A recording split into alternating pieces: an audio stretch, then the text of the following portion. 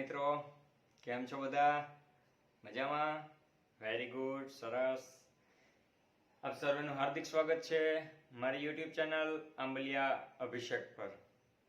11મા ધોરણના 5મો પાઠ સપુષ્પી વનસ્પતિની બાહ્યકાર વિદ્યા, the morphology of flowering plant, અને એનો આજે લેક્ચર નંબર 4, જેની અંદર આપણે પુષ્પ અને પુષ્પ વિન્યાસ વિશે ચર્ચા કરવાના છીએ. પહેલા લેક્ચરમાં બાળકો મૂળ વિશે ચર્ચા કરી ગયા. બીજા લેક્ચરમાં પ્રકાંડ વિશે અભ્યાસ કર્યો. લેક્ચર નંબર 3 એમાં હતું પર્ણ વિશેની ચર્ચા, અને લેક્ચર નંબર 4 એમાં આવશે પુષ્પ વિશેની ચર્ચા. બરાબર, તો શરૂ કરીએ. આમ તો પુષ્પનો ઉપયોગ આપણે સૌથી પહેલા જોઈએ તો આપણને ખબર જ છે કે પુષ્પનો ઉપયોગ તો દરેકે દરેક જગ્યાએ થાય છે. કોઈ જન્મ થાય બાળકનો કે એ જ વ્યક્તિ મોટો થઈને મૃત્યુ પામે ત્યાં સુધી, છેલ્લે મૃત્યુ પામ્યા પછી અંતિમ સમય એ મૃત્યુ પામી ગયો, અગ્નિ સંસ્કાર દેવાઈ જાય કોઈ પણ વ્યક્તિના, પછી પણ શ્રદ્ધાંજલિ કાર્યક્રમ કે પુષ્પાંજલિ કાર્યક્રમ ગોઠવવામાં આવે છે. રાઈટ?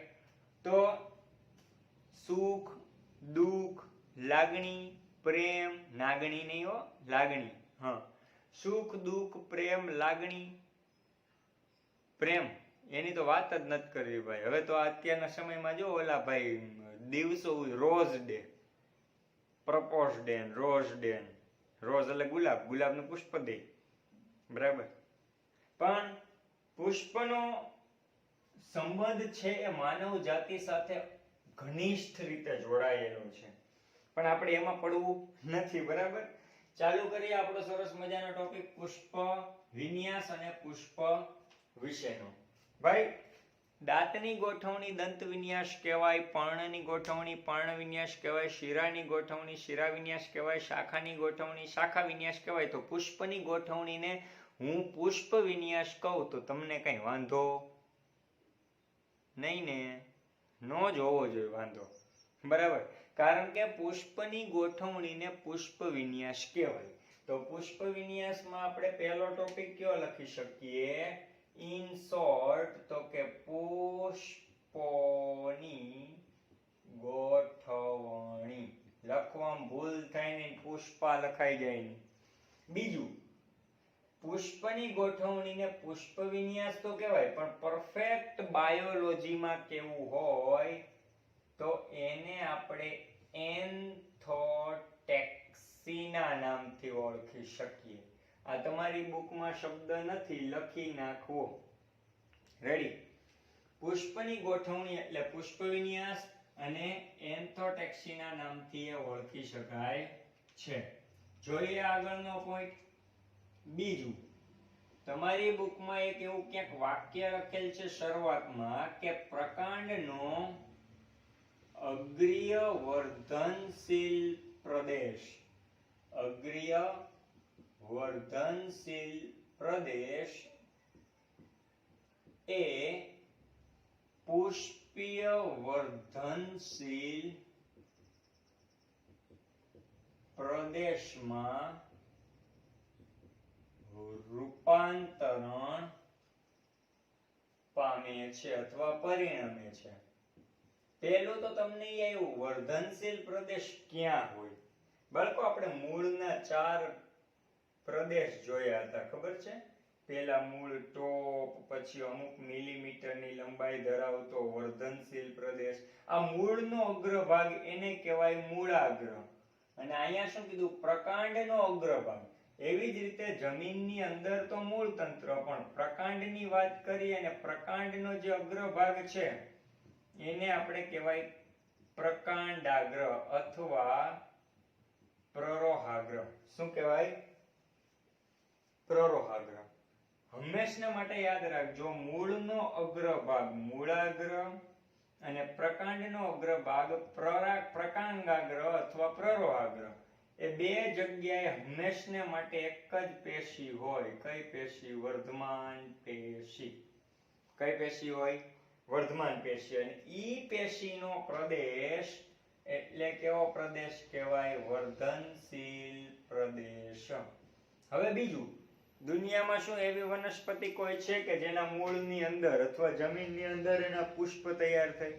નહીં. તો પ્રકાંડનો જે અગ્રભાગ છે એમાં વર્ધમાન પેશીના કોષનો પ્રદેશ, વર્ધનશીલ પ્રદેશ, એ શેમાં ફેરવાય છે? પુષ્પમાં ફેરવાય છે. પુષ્પમાં ફેરવાય તો એને કેવો પ્રદેશ કહેવાય? પુષ્પીય વર્ધનશીલ પ્રદેશ. બરાબર. બીજો મુદ્દો, પ્રકાંડના ક્રમિક ગાંઠ પરથી પર્ણોને બદલે પાર્શ્વીય રીતે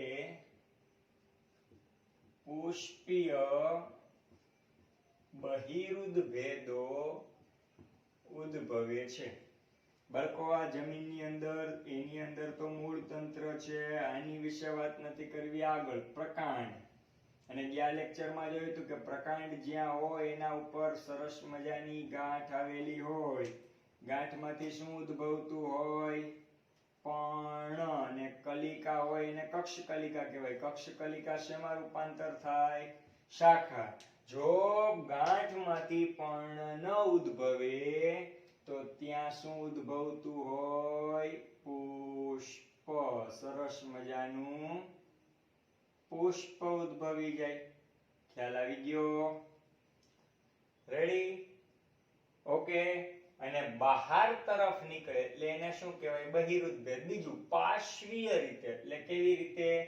બંને ભાગે પુષ્પ ઉદ્ભવે એટલે બંને બાજુએ પુષ્પ ઉદ્ભવ્યું. બરાબર. હવે તમે એમ ના પૂછતા સાહેબ આ વનસ્પતિ કઈ છે જેમાં અલગ અલગ કલરના પુષ્પ આવે છે? પણ આ તો એક ખાલી એમને ચર્ચા છે. એટલે શોર્ટ સ્વીટ ટોપિક શું?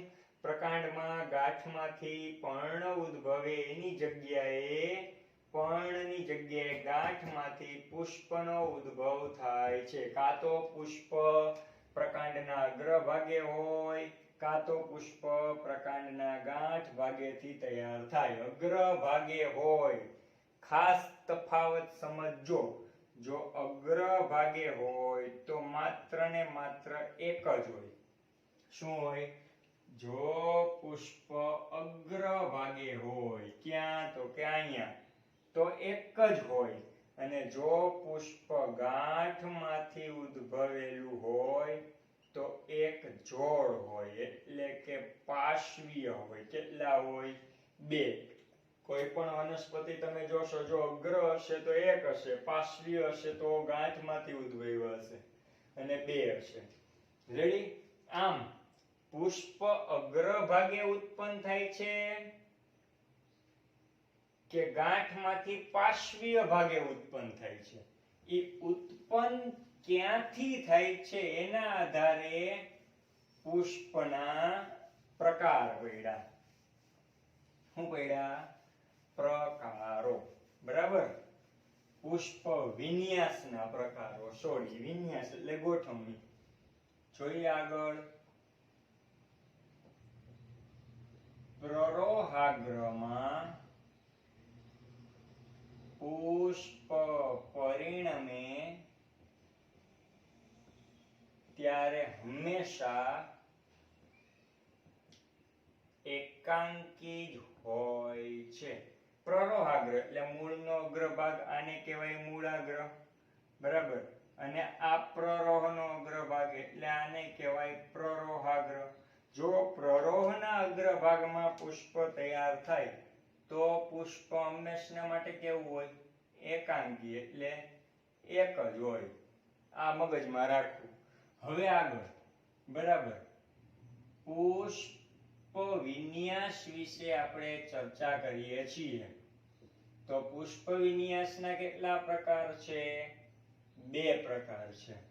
એમાં પેલું આવે બાળકો અપરિમિત પુષ્પ વિન્યાસ. ખાસ ધ્યાન રાખજો, આ લેક્ચરમાં મોસ્ટ ઇમ્પોર્ટન્ટ લેક્ચર ગણી શકાય. કારણ કે આગળ જતા થોડીક આટી ઘૂંટી આવશે, પણ શીખતા જશો, સમજતા જશો અને હું આકૃતિ જે દોરાવું છું એના ઉપર ફોકસ કરતા જશો તો કોઈ જાતનો વાંધો નહીં આવે અને નીટની અંદરના ક્વેશ્ચન્સ પણ આમાંથી નીકળવાની સંભાવના બહુ વધુ, બરાબર, ખૂબ જ વધુ. અને બીજો મુદ્દો આવે છે અપરિમિત પછી પરિમિત પુષ્પ વિન્યાસ. તો પુષ્પ વિન્યાસના કેટલા પ્રકાર બાળકો? પુષ્પની ગોઠવણીના આધારે 2 પ્રકાર પડે છે, બરાબર. આમાં લખવું હોય લખી શકાય પુષ્પ મુખ્ય અક્ષ પર વિકસિત થાય છે. પુષ્પ મુખ્ય અક્ષ પર વિકસિત થાય છે, બરાબર. મુખ્ય અક્ષ પર વિકસિત થાય છે એનો મતલબ એમ, મુખ્ય અક્ષ કયું? મુખ્ય અક્ષની વાત કરીએ તો મુખ્ય અક્ષ કયું? સોરી, મુખ્ય અક્ષ પર વિકસિત થતા નથી હો, મારી મિસ્ટેક છે. અને આમાં લખશું મુખ્ય અક્ષ પર પુષ્પ વિકસિત થાય છે. મુખ્ય અક્ષ પર આમાં પુષ્પ વિકસિત થતા નથી, મારી મિસ્ટેક થઈ ગઈ હતી, સોરી. ઓકે, મુખ્ય અક્ષ પર વિકસિત થતા નથી. તો દાખલા તરીકે આ કોઈ વનસ્પતિ છે, એનું મૂળ તંત્રની વાત કરીએ અને અહીંયાથી વનસ્પતિની કોઈ શાખા નીકળી, તો આ છે એ વનસ્પતિની શાખાઓ જે છે, બરાબર, એમાં આ એનો મુખ્ય અક્ષ કહેવાય. આ 1, આ 2, આ 3 એના શું કહેવાય? મુખ્ય અક્ષ, બરાબર. એમાં માની લો કે ગાંઠ હોય તો ત્યાંથી એક પુષ્પ ઉદ્ભવે, બીજું પુષ્પ ઉદ્ભવે, અહીંયા પણ એમ એક પુષ્પ ઉદ્ભવ્યું, અહીંયા પણ એમ બીજું પુષ્પ ઉદ્ભવ્યું, અહીંયા પણ એ રીતે પુષ્પ ઉદ્ભવ્યું, અહીંયા પણ એ રીતે મુખ્ય પુષ્પ ઉદ્ભવ્યું. તો જો મુખ્ય શાખા છે એ આગળ ને આગળ વધતી જશે, બરાબર, અને પુષ્પ છે એ આગળ ને આગળ ખીલતા જશે. તો અપરિમિત પુષ્પ વિન્યાસમાં મુખ્ય અક્ષ છે એના પર પુષ્પ વિકસિત થતા નથી, મતલબ મુખ્ય અક્ષ આગળ ને આગળ વધતું રહે છે, જેથી લખી શકાય મુખ્ય અક્ષ વિકસિત થાય છે. સાથે સાથે તમે જોવો, જો મુખ્ય અક્ષ વિકસિત થાય, બરાબર, જેથી વનસ્પતિ ફેલાતી રહેશે, એટલે વનસ્પતિની વૃદ્ધિ અમર્યાદિત થાય છે, કારણ કે આ શાખા આમ આગળ વધશે, આ શાખા આમ આગળ વધશે, આ શાખા આમ આગળ વધશે, રેડી. પણ માં જો વનસ્પતિના મુખ્ય અક્ષ નું રૂપાંતરણ કેમાં થઈ ગયું? પુષ્પમાં. દાખલા તરીકે જમીન વિસ્તારની નીચેના ભાગમાં મૂળ તંત્ર અને ઉપર જાય છે વનસ્પતિ, તો એ આ રીતે અહીંયા જ પુષ્પ બની ગયું ભાઈ મુખ્ય અક્ષ પર, બરાબર. તો હવે વિચારો જોઈએ, મુખ્ય અક્ષ પર પુષ્પ બની ગયા પછી હવે વનસ્પતિ આગળ તો વધી શકવાની નથી, કારણ કે અહીંયા પુષ્પ બની ગયું. તો વનસ્પતિને શું કરવું પડશે? ગાંઠના ભાગેથી શાખા બનાવવી જોશે. ભાઈ એ જે શાખા આગળ વધશે, બરાબર, આ શાખા આગળ વધી છે, તો આ શાખા જે છે એનું મુખ્ય અક્ષ શેમાં રૂપાંતર થઈ જશે? પુષ્પમાં. મુખ્ય અક્ષ પર પુષ્પ ઉગી નીકળે છે, જેથી આની વૃદ્ધિ એટલે કે વનસ્પતિની વૃદ્ધિ કેવી છે? મર્યાદિત વૃદ્ધિ જોવા મળે છે, બરાબર. તો ખાસ યાદ રાખજો, અપરિમિત પુષ્પ, મુખ્ય અક્ષ પર પુષ્પ બનતા નથી. ગાંઠમાંથી પાર્શ્વીય પુષ્પનો ઉદ્ભવ થાય છે અનુક્રમિત રીતે. આમાં મુખ્ય અક્ષ પર પુષ્પ બને છે, ગાંઠમાંથી શાખા બને અને શાખાના મુખ્ય અક્ષ પર પુષ્પ બને છે. આ વનસ્પતિની વૃદ્ધિ અમર્યાદિત છે કારણ કે શાખા ફેલાતી રહી છે. આની વૃદ્ધિ મર્યાદિત છે કારણ કે શાખા પરના મુખ્ય અક્ષ પર પણ શું આવી જશે? પુષ્પ. હજી આપણે પુષ્પને સંપૂર્ણ રીતે સમજવા માટે સરસ મજાનું પુષ્પની આકૃતિ આપણે ડ્રો કરવી જોઈએ બોર્ડ પર. બરાબર? ઓકે, તો જોજો બાળકો, હું કઈ રીતે પુષ્પની આકૃતિને ડ્રો કરું છું. ઇન કેસ તમારે માની લઈએ કે એક્ઝામમાં પૂછાઈ જાય કે પુષ્પ વિન્યાસ સમજાવી અને પુષ્પ વિશે સંપૂર્ણ માહિતી આપો. આપણે પુષ્પ વિન્યાસ ભણ્યા, હવે પાછળના પેજમાં તમારી બુકમાં પુષ્પ વિશે માહિતી આપી છે. બરાબર? તો પુષ્પને ડ્રો કરતા પહેલા તમને એક સરસ મજાની કંઈક આ રીતની રચના ડ્રો કરતા આવડવી જોઈએ. ખાસ નિરીક્ષણ કરજો હું કઈ રીતે પુષ્પને જલ્દીથી ડ્રો કરું છું. ઓકે, પછી તમે પણ 2-3 વખત આની ટ્રાય કરજો પુષ્પને ડ્રો કરવાની. આઈ શ્યોર કે તમને પુષ્પ ડ્રો કરતા જલ્દી આવડી જશે. આટલું થયું, ત્યારબાદ આ રીતે આગળ વધવાનું. બરાબર છે? ઓકે, અમારે પણ વારંવાર પ્રેક્ટિસ થઈ અને પછી અમને ક્લિયર થયું છે. રેડી? આટલું થઈ ગયું. ત્યારબાદ બાળકો કંઈક આ રીતે ડ્રો કરી દેવાનું છે.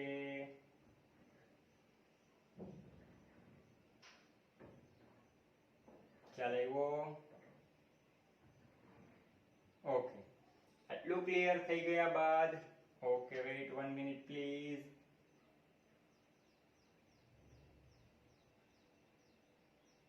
ઓકે, આટલું થઈ ગયા બાદ નીચે એક સરસ મજાની ધરી જેવો ભાગ ડ્રો કરી દેશું. ઓકે, ત્યારબાદ તેમની અંદર આપણે અંડક તરીકેની ગોઠવણી કરવી પડશે. ઓકે, અને બાકીના જે અન્ય ભાગ છે એને કંઈક આ રીતે ડ્રો કરશું.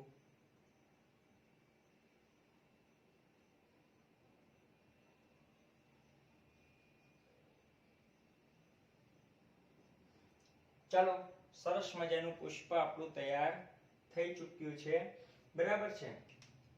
ઓકે, હજી આગળ એક નાની એવી નલિકા તમારી બુકમાં ન હોય, પુષ્પની નામ નિદર્શન વાળી આકૃતિ અહીંથી ડ્રો કરી લેવી. આપની ટેક્સ્ટ બુકમાં હોય કે ન હોય એ પછીની વાત છે. ઓકે, ચાલો આના નામ નિદર્શન આપણે આપી દઈએ. પુષ્પ આખું જે આસન જેવા ભાગ ઉપર બેઠું છે ને એને આપણે નામ આપી દઈએ પુષ્પાસન. પુષ્પનું આસન. પુષ્પનો દાંડી જેવો ભાગ છે, પર્ણની દાંડી જેવો ભાગ હતો તો પર્ણદંડ કહેવાય. પુષ્પની દાંડી જેવો ભાગ તો પુષ્પદંડ કહેવાય. બરાબર?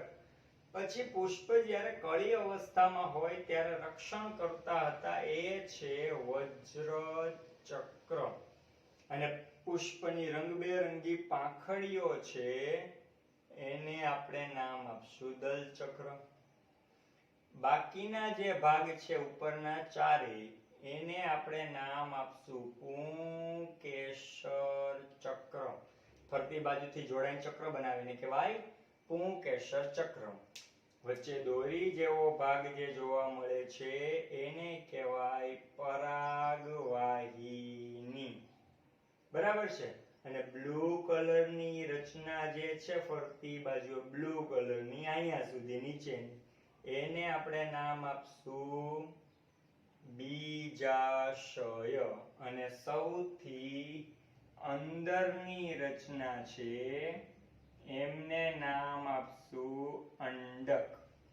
અને બ્લુ કલરની શરૂઆતમાં મેં જે ડ્રો કરેલી હતી રચના એ આખે આખું છે સ્ત્રીકેસર.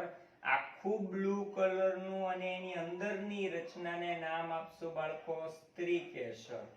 અને સ્ત્રીકેસરની ઉપર આસન જેવો ભાગ છે જેમને નામ આપશું પરાગ આસન. આ છે તમારું પુષ્પ.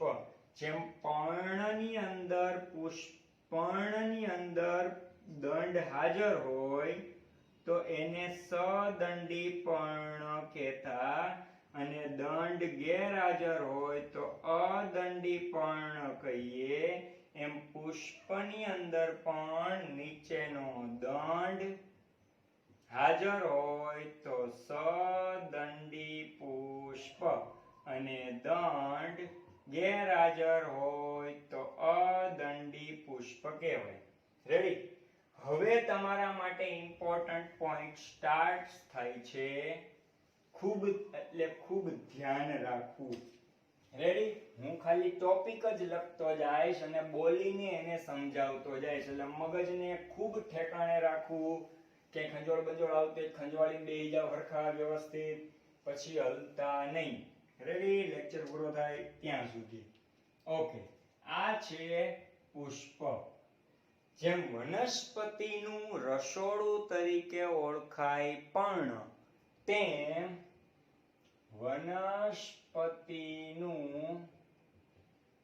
પ્રજનન અંગ એટલે પુષ્પ. બરાબર બાળકો? બીજું, પુષ્પ વિન્યાસને બીજા કયા નામથી ઓળખાય? હમણાં જ કીધું તું, ગ્રીક ભાષાનો શબ્દ છે એન્થોટેક્સી. કયા નામથી ઓળખાય? એન્થોટેક્સી. ભાઈ પુષ્પ છે એ પ્રજનન અંગ છે. શું છે? પ્રજનન અંગ. રેડી? કારણ કે પુષ્પ છે ને એ વનસ્પતિના લિંગી પ્રજનન માટે જવાબદાર છે. જો પુષ્પ ન હોત તો આજના સમયમાં તમે અને હું જે સરસ મજાના ફળ ખાઈ શકીએ છીએ, સફરજન છે, બોર છે, કેરી છે વગેરે જેવા મોટા ભાગના તમામ ફળ આપણે જે ખાઈ શકીએ છીએ, અથવા તો બીજા ફળનો ઉપયોગ કરી શકીએ છીએ, જેમ કે કપાસના ફળ છે વગેરે વગેરે, ડોડવા કહીએ જેને આપણે જીંડવા કહીએ, વોટેવર જે હોય તે, એ ફળ ક્યારેય બનત જ નહીં. રેડી? કેમ બને આપણે પછી નેક્સ્ટ લેક્ચરમાં આગળ વધશું ત્યારે જોશું. તો વનસ્પતિનું પ્રજનન અંગ શું છે? પુષ્પ. અને એમાં પણ લિંગી પ્રજનન માટે જવાબદાર છે. અને સાથે સાથે જોજો, પરાગ નયન માટે જવાબદાર છે. બાળકો, પરાગ નયન તમારે વ્યાખ્યા આવી. દાખલા તરીકે યલો કલરની આખી આખી રેડ કલરની આખી આખી હું રચનાને બહાર કાઢું તો આ રચના છે પુષ્પનું પુંકેસર. એના કેટલા ભાગ હોય? 3 ભાગ. દોરી જેવા ભાગને તંતુ કહેવાય, જોડતો ભાગ છે જેને યોજી કહેવાય, અને ઉપરનો ભાગ જે છે આવડો આખો એને કહેવાય પરાગાશય. રેડી? અને સ્ત્રી કેસરનો બ્લુ ભાગ આખો ડ્રો કરું હું. રેડી? તો બ્લુ ભાગની આંતરિક રચનામાં કંઈક આવી રચનાનો સમાવેશ થાય છે.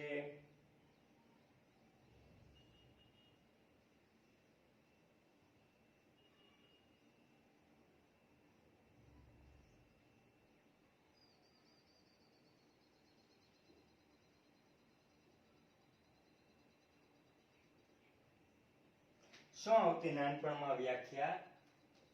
કે પુંકેસરના પરાગાશયની અંદર હોય પરાગરજ.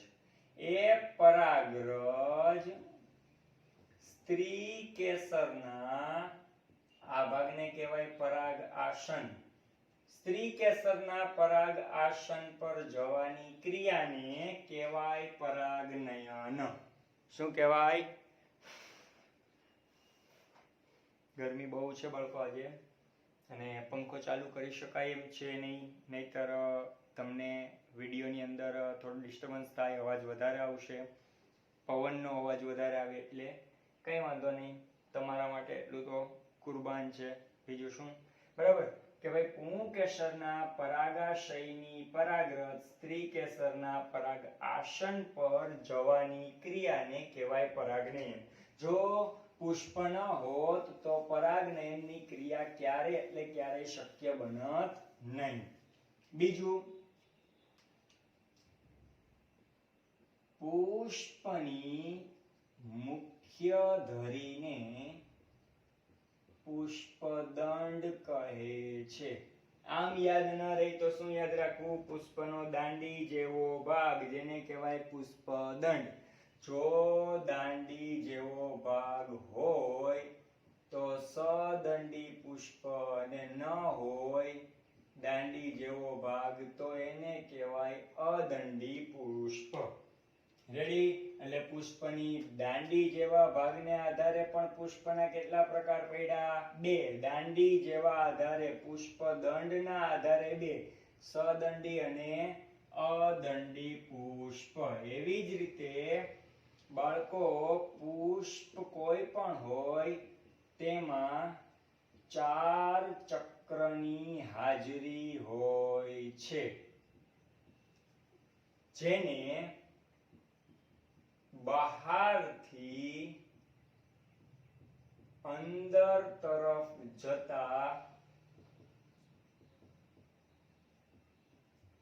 ક્રમમાં ગોઠવણી મુજબ.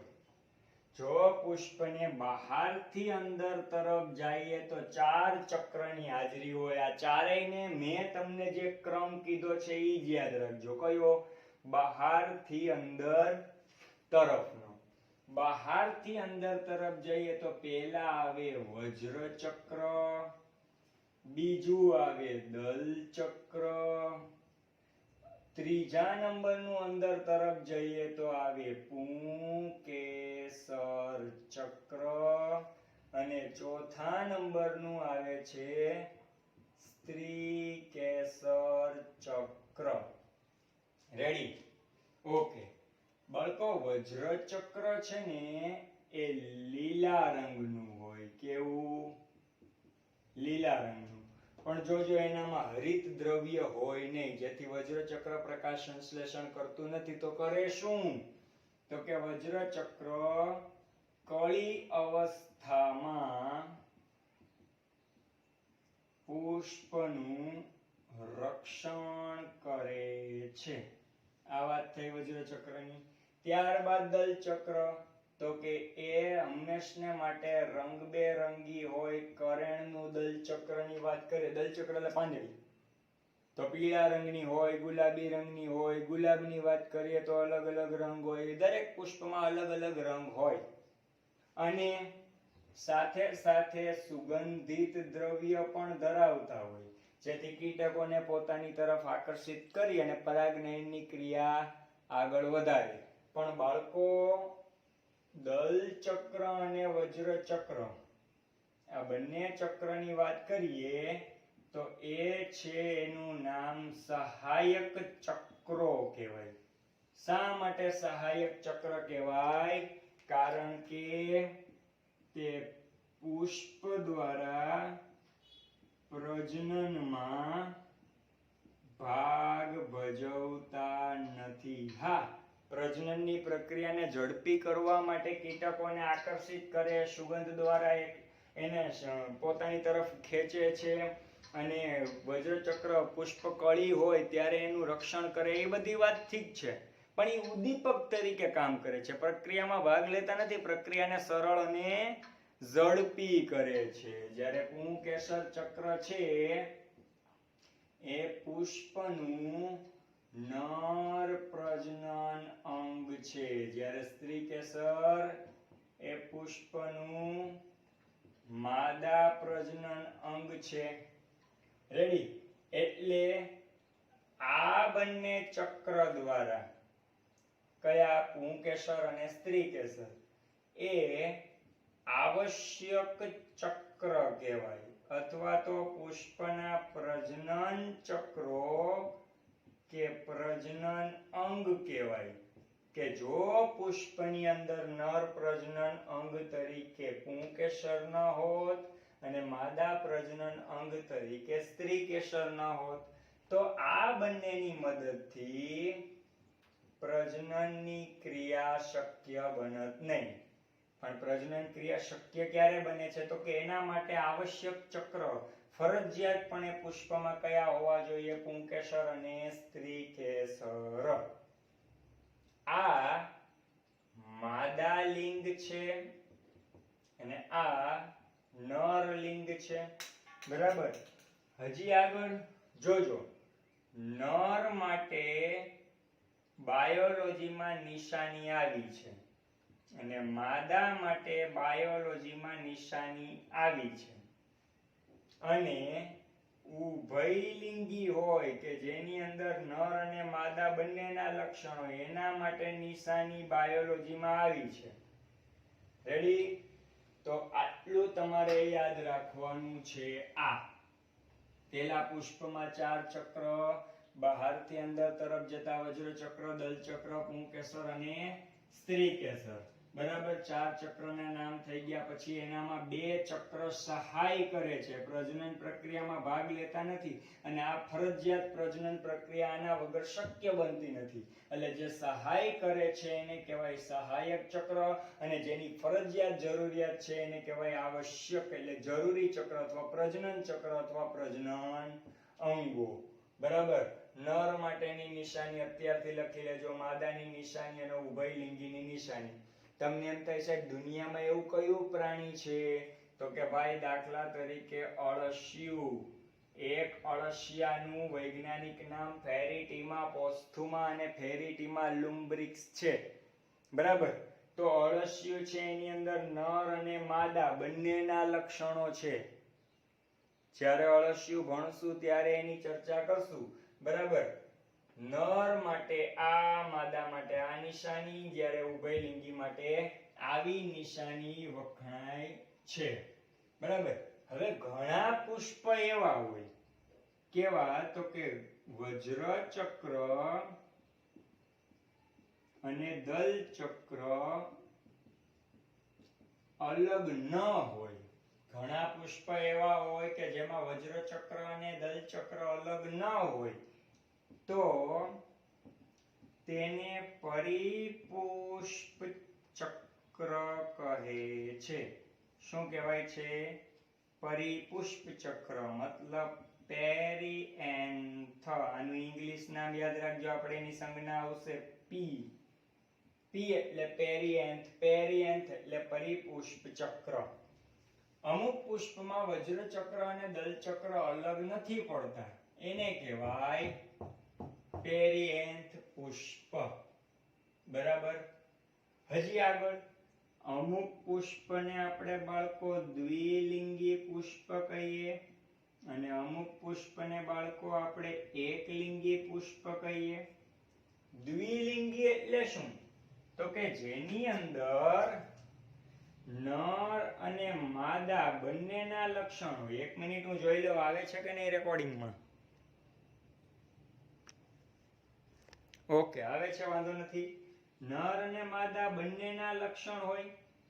મતલબ કે નર પુષ્પ તરીકે પુંકેસર હોય, માદા તરીકે સ્ત્રી કેસર હોય. એક એવું પુષ્પ હોય જેમાં બધું હોય, પુંકેસર અને સ્ત્રી કેસર, તો એને દ્વિલિંગી પુષ્પ કહેવાય. એના માટેની નિશાની આવી. ઉભયલિંગી કે દ્વિલિંગી બંને એક જ શબ્દ. અને અમુક પુષ્પમાં જો માત્ર ખાલી પુંકેસર હોય, પુંકેસર હોય તો એના માટે આવી નિશાની, અથવા સ્ત્રી કેસર હોય તો એના માટે આવી નિશાની. ખ્યાલ આવ્યો? આખી વસ્તુનો એટલે લિંગના આધારે પુષ્પના કેટલા પ્રકાર પડ્યા? 2. પુષ્પદંડના આધારે 2 પ્રકાર, સદંડી, અદંડી. લિંગના આધારે 2 પ્રકાર, નર અને માદા બંનેના લક્ષણ હોય તો દ્વિલિંગી. એકના જ લક્ષણ હોય, કા પુંકેસર જ હોય કા સ્ત્રી કેસર જ હોય એનામાં, તો એને કહેવાય એકલિંગી. ચાલો આટલું ક્લિયર થયું. હું સાઈડ પર જતો રહું છું. આનો સ્ક્રીનશોટ લઈ લ્યો, કારણ કે હમણાં પુષ્પને હું ચેકી નાખીશ અને તમારે પુષ્પને આ જ રીતે જાતે ડ્રો કરવાનું છે. રેડી? 2-3 વખત તમારી જાતે ડ્રો કરશો એટલે પુષ્પ આવડી જશે. કઈ રીતે સ્પીડમાં ડ્રો કરવું ઓછા સમયમાં મેં સમજાવેલ છે. હું સાઈડ પર જતો રહું છું, સ્ક્રીનશોટ લઈ લો.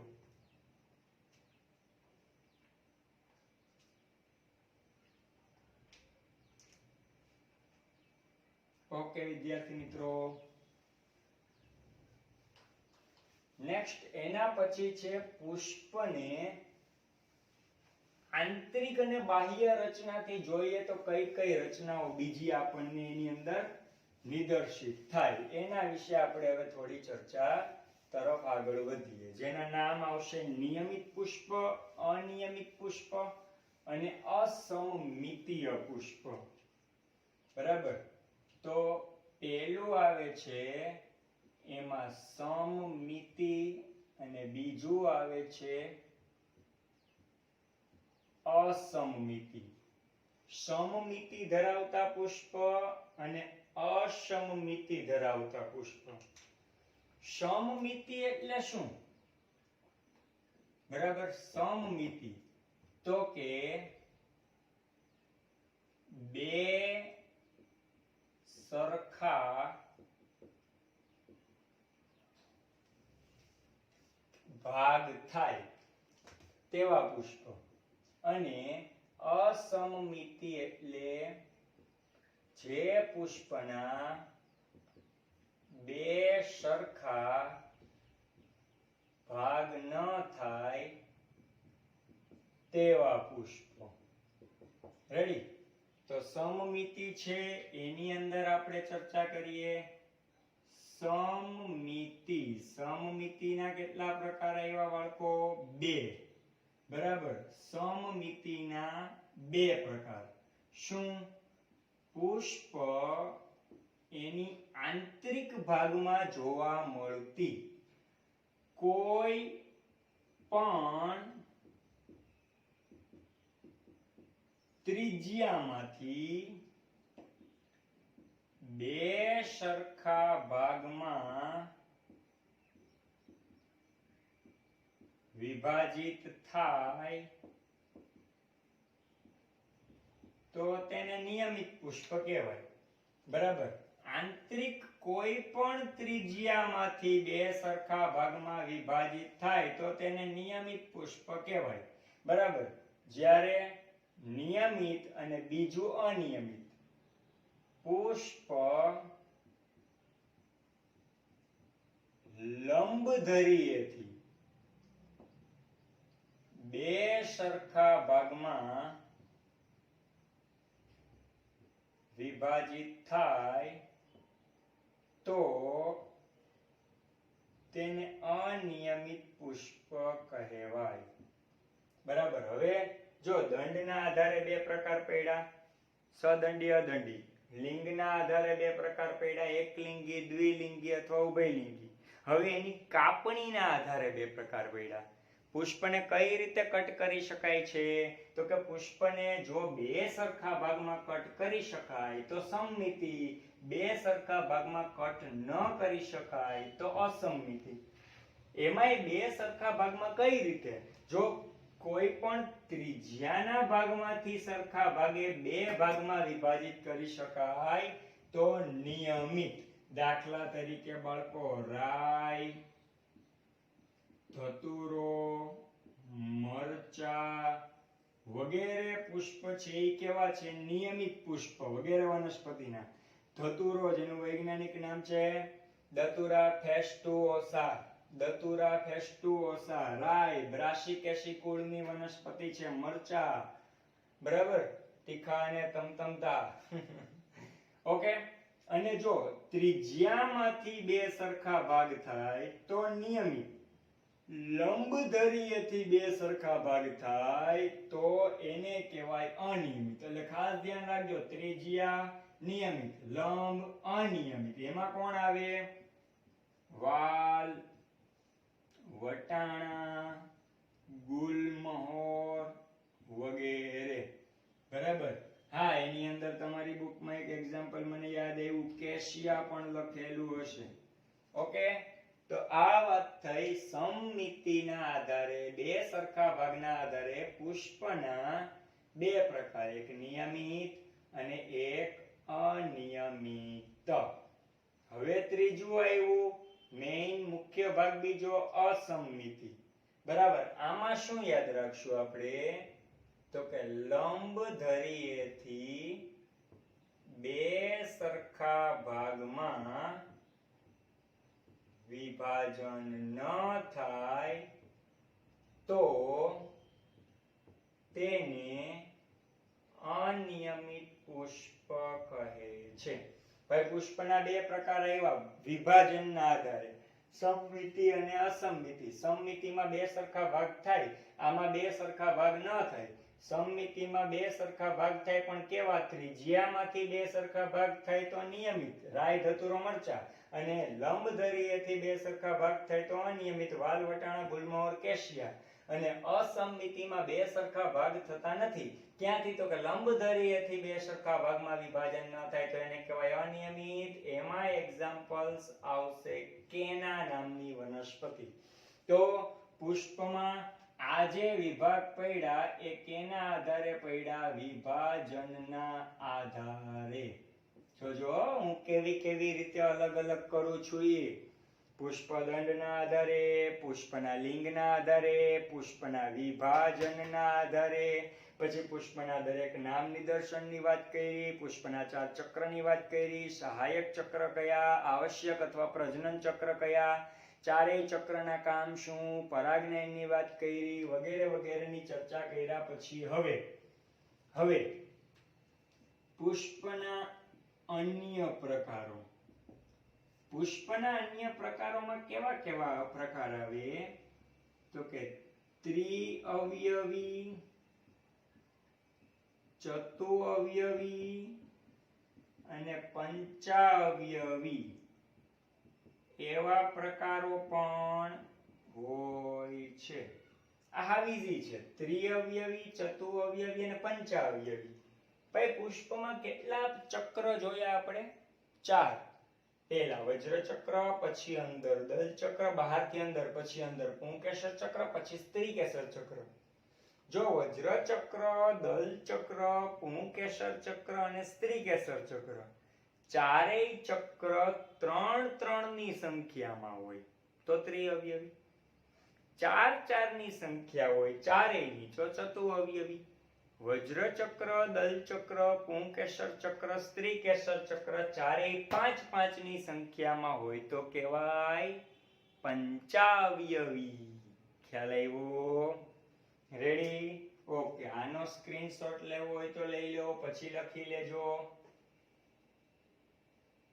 રેડી બાળકો? ઓકે, હજી આગળ એવી જ રીતે પુષ્પમાં નિપત્રના આધારે બે પ્રકાર પડે. શેના આધારે? નિપત્રના આધારે. ચલો એની ચર્ચા કરી લઈએ એટલે લગભગ ટોપિક હવે ફિનિશ તરફ આગળ વધશે. પહેલા તો નિપત્ર એટલે શું એ સમજીએ. તો કે પુષ્પદંડના તલ ભાગે સંકુચિત પર્ણ જોવા મળે તેને નિપત્ર કહેવાય. ભાઈ, આપણે જોયું હતું કાલે પર્ણ, લાસ્ટ લેક્ચરમાં આપણે ગાંઠના ભાગેથી જોયું હતું કે ભાઈ પર્ણનો દંડ અને ત્યાં સરસ મજાનું પર્ણ ઉદ્ભવે. સાઈડમાં નાના પર્ણ હોય એને ઉપપર્ણ કહેવાય. બરાબર? પણ જોજો, પુષ્પ જ્યાંથી ઉદ્ભવ્યું છે, આ પુષ્પ, એમાં નાના પર્ણ જોવા મળે. બરાબર? તો એને ક્યાં નામથી ઓળખાય? નિપત્ર. રેડી? એવી જ રીતે નિપત્ર ધરાવે તો નિપત્રી પુષ્પ કહેવાય. અને નિપત્રો ગેરહાજર હોય તો એને કહેવાય અનિપત્રી પુષ્પો. શું કહેવાય? અનિપત્રી પુષ્પો. રાઈટ? આટલું ક્લિયર કર્યા પછી સામેના પેજ પર જતા રહ્યો તમારી બુકમાં. બરાબર? 3 મુદ્દા હવે બાકી છે પણ બહુ ઇમ્પોર્ટન્ટ છે. રેડી? ખાસ ધ્યાન રાખજો. પુષ્પમાં કેટલા ચક્ર છે? વજ્ર ચક્ર, દલ ચક્ર, આ પહેલું સૌથી બહારનું પહેલા નંબરનું, અંદર જતા બીજા નંબરનું, અંદર જતા ત્રીજા નંબરનું અને અંદર જતા ચોથા નંબરનું. રેડી? તો ખાસ ધ્યાન રાખજો. અને એની અંદર આખું બ્લુ લાઇનિંગ વાળું શું ને નામ આપ્યું? બીજાશય. એટલે જોજો, વજ્ર ચક્ર, દલ ચક્ર, પુંકેસર ચક્ર અને સ્ત્રીકેસર ચક્ર અને બીજાશયના સ્થાનને આધારે પુષ્પોના પ્રકારો. 4 ચક્ર કયા સ્થાને છે અને એની અંદર બીજાશય કયા સ્થાને છે એના આધારે 3 પ્રકારો પડે. રેડી? ઓકે, ત્યાં આપણો ટોપિક પૂરો થઈ જાય. 3 પ્રકાર આપણે શીખવાના છે. એમાં પહેલું આવે છે બાળકો અધોજાયી. અધોજાયી એટલે શું? તો કે આની અંદર સ્ત્રી કેસર ઊંચું હોય અને બીજાશય નીચું હોય. બરાબર? બીજાશય કેવું હોય? નીચું. અને સ્ત્રી કેસર કેવું હોય? ઊંચું. એટલે આ બીજાશયને ઉચ્ચસ્થ તરીકે ઓળખાય. સ્ત્રી કેસર કેવું? ઊંચું. બીજાશય કેવું? નીચું. જોજો, ખાસ ધ્યાન રાખજો. બીજાશય નીચું છતાંય નામ આપ્યું ઉચ્ચસ્થ. મિસઅન્ડરસ્ટેન્ડિંગ કે આડાઅવળું ન થાય. તમારે એક જ યાદ રાખવાનું, સ્ત્રી કેસર ઊંચું તો ઉચ્ચસ્થ તરીકે ઓળખવાનું અથવા અધોજાયી. શું કહેવાનું? જો સ્ત્રી કેસર ઊંચું તો ઉચ્ચસ્થ, સ્ત્રી કેસર બીજાશય નીચું એને ધ્યાનમાં રાખો તો નામ આપવાનું અધોજાયી. બરાબર? દાખલા તરીકે રાઈ, જાસૂદ, રીંગણ, આ બધા છે ને એના એક્ઝામ્પલ છે. બરાબર? સ્ત્રી કેસર ઊંચું. સ્ત્રી કેસર કેવું આવ્યું? ઊંચું આવે. બરાબર? અને આ એનું બીજાશય આવ્યું, બીજાશય નીચું આવ્યું. આ સ્ત્રી કેસર ફરતી બાજુ અંદર અને આ બહારનો આખો ભાગ ગણીએ તો એ બીજાશય આવ્યું. બાકીના બધા ભાગ એટલે કે વજ્ર ચક્ર, દલ ચક્ર અને પુંકેસર ચક્ર, અન્ય ભાગો એટલે કયા કયા?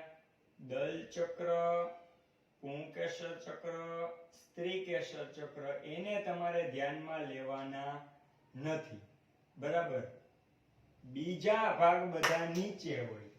સોરી, બીજાશય નહીં, પણ અહીંયા એમ યાદ રાખી લો એટલે તમને અનુકૂળતા રહેશે કે બીજા ભાગો નીચે હોય. બીજા ભાગ એટલે ક્યાં? તો કે અન્ય ભાગ. કયા કયા? વજ્ર ચક્ર, દલ ચક્ર અને પુંકેસર ચક્ર. સ્ત્રીકેસર તો ઊંચું છે જ. બરાબર?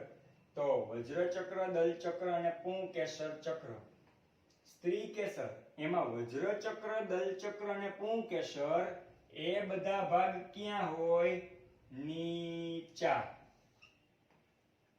આપણે કોના આધારે આના પ્રકાર જોઈએ? તો કે વજ્ર ચક્ર, દલ ચક્ર, પુંકેસર અને સ્ત્રીકેસર. સ્ત્રીકેસરની વાત આવે એટલે બીજાશયની વાત આવી જાય. એટલે બીજાશયને સાઈડ ઉપર રાખો, ખાલી એ વિચારો વજ્ર ચક્ર, દલ ચક્ર, પુંકેસર અને સ્ત્રીકેસર.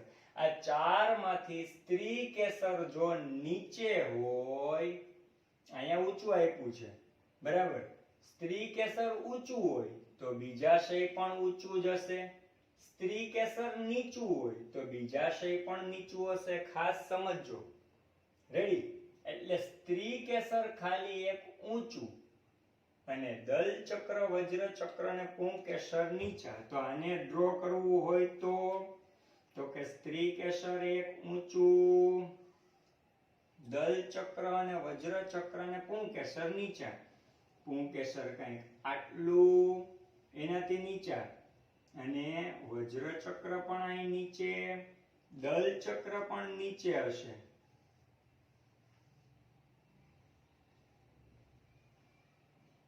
બરાબર. સૌથી ઊંચું શું હશે? તો કે સ્ત્રી કેસર. બરાબર.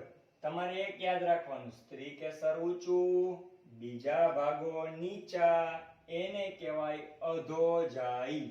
જોવા મળે રાય, જાસૂદ અને રીંગણ. રાય બ્રાસિકેસી કુળની વનસ્પતિ છે. બરાબર. જાસૂદ જેનું વૈજ્ઞાનિક નામ થાય છે હિબિસ્કસ રોઝા. રીંગણ જેનું વૈજ્ઞાનિક નામ થાય છે સેલોનમ મેલોન્જેલા. તો અધોજાઈમાં શું આવ્યું? તો કે સ્ત્રી કેસર ઊંચું અને અન્ય ત્રણ ચક્રો નીચા. સ્ત્રી કેસર ઊંચું હોય એટલે બીજાશય ઊંચું જાય. બરાબર. સ્ત્રી કેસર ઊંચું એટલે બીજાશય ઊંચું જ જવાનું, એટલે એનું બીજું નામ છે ઉચ્ચસ્થ. ક્યાં નામથી ઓળખાય? ઉચ્ચસ્થ. એવી રીતે અધોજાઈ પછી આવે છે બીજું પરિજાઈ. શું આવે છે? આમાં ખાસ આડાઅવળું ન થાય એનું ધ્યાન આપજો આ ત્રણમાં. બરાબર. આમાં શું હોય તો કે સ્ત્રી કેસર મધ્ય સ્થાને હોય. સ્ત્રી કેસર કેવું? મધ્ય સ્થાને. અને અન્ય ત્રણ ચક્રો પુષ્પાસનમાં પોતાના મુખ્ય સ્થાને હોય. દાખલા તરીકે આની આકૃતિ દોરીએ તો સ્ત્રી કેસર આવું મધ્ય. બરાબર. પછી દલપત્ર કંઈક આવું. સ્ત્રી કેસર જો સાવ નીચેની સાવ ઊંચુંની કંઈક આ આકૃતિ ડ્રો કરેલી છે આપણે એવી. બરાબર. પોતાના બીજા સ્થાન પોતાની જગ્યાએ હોય. રેડી? ઓકે. અને બીજાશય કેવું આવ્યું? ના સંપૂર્ણ નીચે, ના સંપૂર્ણ ઉપર, બરાબર પુષ્પની વચ્ચે. ખ્યાલ આવ્યો? રેડી? એટલે આને કેવું કહેવાય? પરિજાઈ. બીજાશય ક્યાં આવ્યું? વચ્ચે. અડધું ઉપર તરફ, અડધું નીચે તરફ, એટલે આને કહેવાય અર્ધઃ અધસ્થ બીજાશય. જો કાઉન્સમાં લખું છું એ બીજાશયના આધારે નામ થયા, અને મૂળભૂત નામ છે એ સ્ત્રી કેસરના આધારે નામ થયા. રેડી? પરિજાઈ પ્રકારનું પુષ્પ આપણને કેમાં જોવા મળે? તો કે જરદાળુ. જલદારુ આપણે જેને કહીએ છીએ, ખાવાની બહુ મજા આવે. ગુલાબ, ગુલાબનું પુષ્પ હોય એમની અંદર પણ આ જોવા મળે. પછી આલુ વૃક્ષ હોય તેમની અંદર પણ આ જોવા મળે. ત્રણ મુદ્દા થયા. અને ત્રીજો મુદ્દો આવે છે ઉપરી જાય. શું આવે? ઉપરી જાય. જોજો નામ જોજો, અધો એટલે નીચે થાય, પણ સ્ત્રી કેસર ઊંચું, બીજા ત્રણ ભાગ નીચે.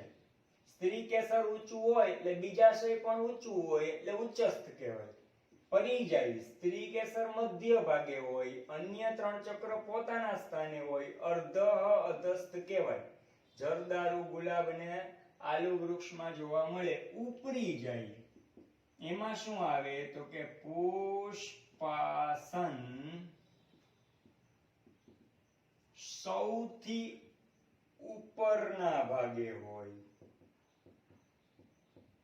તેમજ સમગ્ર બીજાશયને ઘેરતું હોય છે અને બીજાશય એ કેવું હોય છે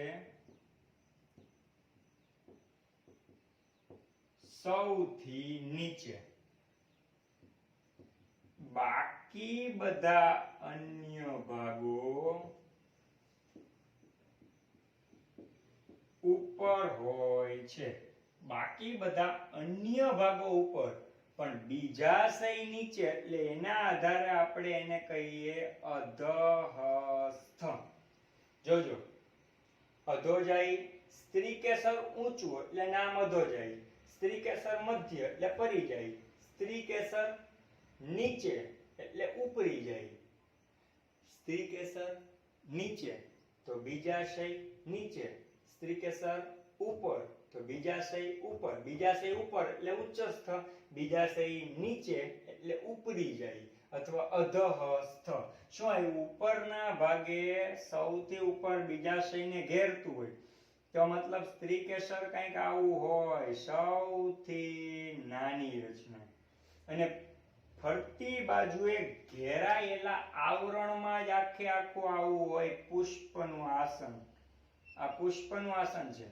અને ન્યા દલ ચક્ર કંઈક આવા હોય ન્યા પુંકેસર કંઈક આવા બરાબર તો અહીંથી જ પુંકેસર ને સ્ત્રી કેસર ને દલ ચક્ર ને વજ્ર ચક્ર તો પુષ્પાસન પર આ જે પુષ્પાસન સૌથી ઉપરના ભાગે હોય અને ત્યાં પુષ્પનું આસન જેવો ભાગ એટલે પુષ્પાસન અને બીજાશયની આસપાસ ઘેરાયેલું હોય આ ઘેરેલો ભાગ બરાબર અને બીજાશય કેવું હોય તો કે સૌથી નીચે આ બીજાશય વાળો ભાગ આવી ગયો એની અંદર આ ઊંધા એકડા જેવી રચના દોરી અંડક કહેવાય બાકી બધા અન્ય ભાગો ઉપર હોય તો સ્ત્રી કેસર ઉપર બરાબર પુંકેસર ઉપર દલચક્ર ઉપર પુંકેસર સ્ત્રી કેસરનો પરાગાસનનો ભાગ ઉપર આ જોવા મળે આપણને જામફળ કાકડી કુકરબિટેસી કુળની વનસ્પતિ છે પછી તમારી બુકમાં લખ્યું છે સૂર્યમુખીના કિરણ પુષ્પકો બાળકો કિરણ પુષ્પક એટલે શું પુષ્પકોના બે પ્રકાર છે એક કિરણ પુષ્પક અને એક બિંબ પુષ્પક કયા લેક્ચરને બે વખત જોઈ લેજો બહુ મસ્ત મજા આવશે પછી તમને સમજાશે સૂર્યમુખીનું ફૂલ તમે જોયું હશે બરાબર સૂર્યમુખીના ફૂલની અંદરની જે પાંદડીઓ છે ને એ પાંદડીઓ નાના કદની હશે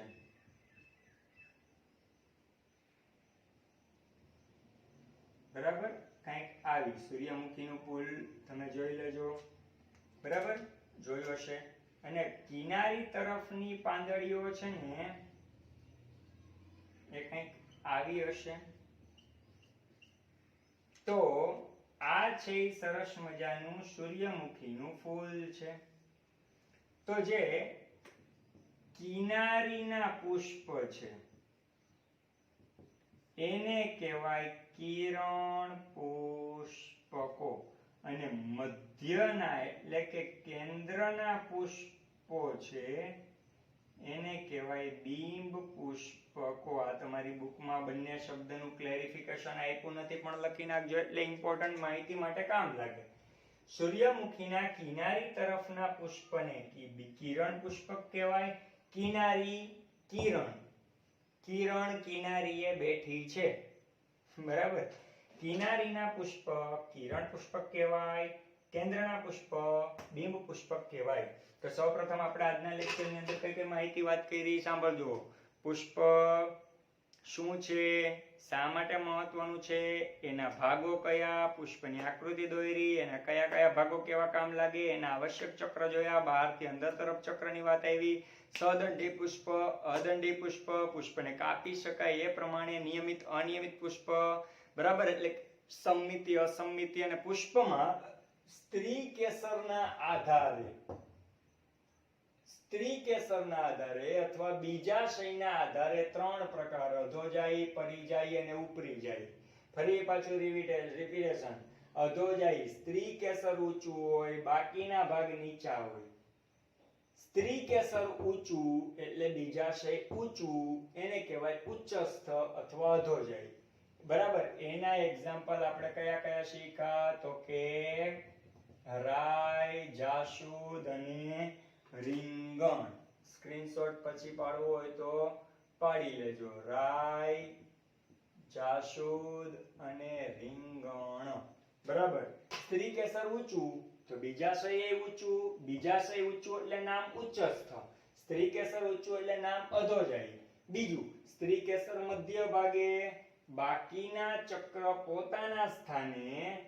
મધ્ય ભાગે સ્ત્રી કેસર તો મધ્ય ભાગે બીજાશય. મધ્ય ભાગે બીજાશય છે એટલે ના ઊંચું ઉપર કે ના નીચું નીચે. અડધા ભાગે છે એટલે અર્ધ અધસ્થ. જોવા મળે જરદારુ, ગુલાબ અને આલુ વૃક્ષ. એવી રીતે પુષ્પાસન સૌથી ઉપરના ભાગે હોય અને સમગ્ર બીજાશયને ઘેરેલું હોય, અને બીજાશય સૌથી નીચે હોય. સ્ત્રી કેસર પણ નીચે, બીજાશય પણ નીચે, બાકી બધા અન્ય ભાગ ઉપર હોય, એને કહેવાય અધહસ્થ. સૌથી નીચે જોવા મળે જામફળ, કાકડી, સૂર્યમુખીના કિરણ પુષ્પક. સૂર્યમુખીની કિનારી તરફના પુષ્પને કહેવાય કિરણ પુષ્પક અને કેન્દ્ર તરફના પુષ્પને કહેવાય બિંબ પુષ્પક. આટલું મગજમાં રાખજો. બરાબર. પછી આવશે લેક્ચર નંબર 5, જેમાં આવશે પુષ્પના ભાગો. તમને પણ આમાં મજા આવી હોય અને આવી નવી માહિતીઓ શીખવાની હોય તો આપણી ચેનલ આંબલિયા અભિષેકને લાઈક કરો, શેર કરો, સબસ્ક્રાઇબ કરો અને કોમેન્ટ કરો એવરીવેર ઇઝ બાયોલોજી. ત્યાં સુધી આવજો મિત્રો. જય હિન્દ, જય ભારત.